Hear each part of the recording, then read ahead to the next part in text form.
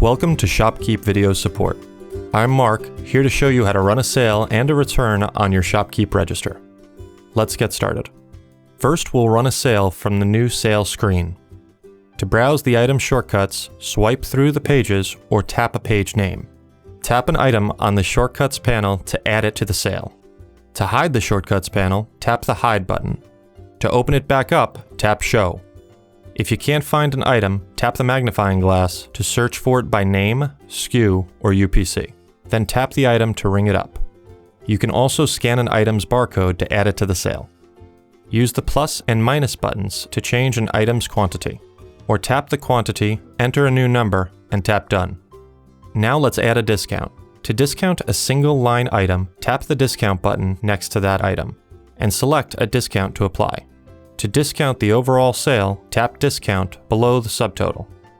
You can tag a customer to the sale to track their purchases and contact information. Tap the plus button to add a new customer, or tap Select Customer to choose an existing one. To remove the sales tax, tap the check mark. To add the tax back in, tap the empty circle. You can save a sale for later by tapping the disc icon, or close it out by selecting the customer's payment tender. Enter the amount the customer hands you, and tap Calculate Change to confirm. Print or email a sales receipt if needed, and tap Done. That's it for sales. Now let's perform a return. Tap the ShopKeep logo to open the main menu, then select Sales History. To return a sale from the current register shift, find it in the current shift history. To return a sale from a previous shift, either scan the receipt barcode or use the search bar to look it up.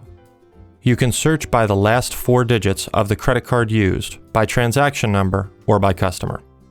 Tap the 3 dots next to the sale you need to return, and select Begin Return. On the return screen, select each item you want to return, or tap Select All to choose every item. To return the highlighted items, tap the red tender button to refund the customer's original payment method. Then print or email a return receipt if needed, and tap Done. That's all there is to it.